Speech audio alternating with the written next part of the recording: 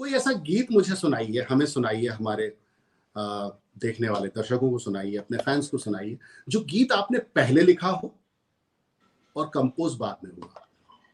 देखिए, पहली चीज तो ये कि ये कोई नई रवायत नहीं है कंपोजिशन पे लिखना। सबसे पहले साहिर ने शुरू की थी ये चीज। अगर आप पूरा हिस्ट्री उठा के देखें तो आपको ये पता चलेगा कि यहाँ देखिए साहिर का नाम कितनी बार कितनी तरीके से घूम फिर के आ रहा है। साहिर और एस.टी. बर्मन, ये वो जोड़ी थी जिसने पहली बार धुनों पे गीत लिखने का जो रिवाज है, जो प्रचलन आज इतना ज्यादा पॉपुलर है, वो उनसे शुरू हुआ था। और वो फिल्म थी नौजवान और गाना था ठंडी हवाएं लहरा के आए। So this was probably the first song which was written on a tune, जिसमें पहले लिख के कंपोज नहीं हुआ था बल्कि कंपोज करके लिखा गया था। मेरे साथ ऐसा हुआ है आलोक भाई कि मैं दोनों तरह से बड़ा कंफर्टेबल रहता हूँ। तो मुझे धुन पे लिखने में भी बड़ा मजा आता है। उसका एक रीजन है टेक्निकली, क्योंकि बहुत सारे लोग हमें सुन रहे हैं। और ये बहुत अच्छा आपने सवाल निकाला है, क्योंकि इस वक्त हमसे जुड़े हुए कई लोग ऐसे होंगे जो एस्पायरिंग गीतकार होंगे। तो सबसे पहले तो मैं आपको ये बता दूं कि धुनों से घबराना छोड़ दीजिए, धुनों से याराना शुरू कीजिए। जब तक आप धुनों से दोस्ती नहीं करेंगे तब तक अच्छे गीत लिखना नामुमकिन है। मजरूह साहब कहा करते थे, मैं अपने गौरीगंज में था तभी मैंने ये उनकी बात सुनी थी किसी इंटरव्यू में, और वो बात मैंने गांठ बांध ली थी कि यही चीज मेरे काम आएगी पूरी जिंदगी।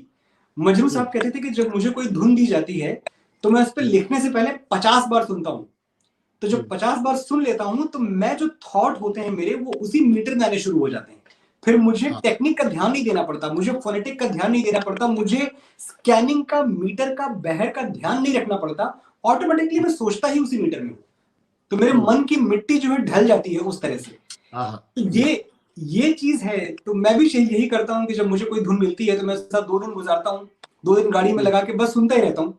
और जब तीसरे दिन उसको लिखने बैठता हूँ, हाँ, तो तीसरे दिन जब आप लिखने बैठते हैं तो 15 से 20 मिनट में गाना हो जाता है। इससे ज्यादा वक्त नहीं लेता हूँ। गीत रिसेंटली लिखा हो जिसे रिवील कर सकते हो, खासतौर से इस प्लेटफॉर्म पर, क्योंकि बहुत सारे प्रोटोकॉल्स होते हैं, हम लोगों को बहुत सारे कॉन्ट्रैक्ट्स होते हैं कि तब से पहले नहीं रिलीज कर सकते, तब से पहले। तो ऐसी कोई जो इस अनुबंध से बाहर हो, कुछ सुनाना चाहेंगे? जो गाने रिलीज हो चुके हैं उनके बारे में तो हम बात कर ही सकते हैं। जैसे एग्जांपल देता हूं मैं आपको, गलियां पहले लिखा गया था फिर कंपोज हुआ। अच्छा। तेरे संग यारा खुश रंग बहारा पहले कंपोज किया गया फिर लिखा गया। तेरी मिट्टी पहले कंपोज हुआ है फिर लिखा गया है। तो वो बोलता है लेकिन वहां मैं एक बात, सॉरी टू इंटरप्ट यू, लेकिन बाद में जो आपने उसके वर्जन्स लिखे हैं वो बात पहले लिखे हैं आपने वो फिर नहीं, लेकिन जो वर्जन्स पे लिखे हैं, लोग भाई, जो डॉक्टर्स के लिए, जो कोरोना वॉरियर्स वगैरह के लिए लिखे गए, सेम धुन पे ही है ना, लेकिन धुन तो बदली नहीं। तो यही है कि एक बार अगर आप धुन, जी, वो बहुत इंटेंस है, वो उतने ही इंटेंस है जितने फिल्म में आए। खासतौर से वो कोरोना वॉरियर्स हमने लॉकडाउन के बीच में सुना था जी। बीमार है जो पंक्तियां हो जाए, बड़ा प्यारा है अगर याद हो तो। मजबूर हुई जब दिल की दुआ तो हमने दवा से काम लिया।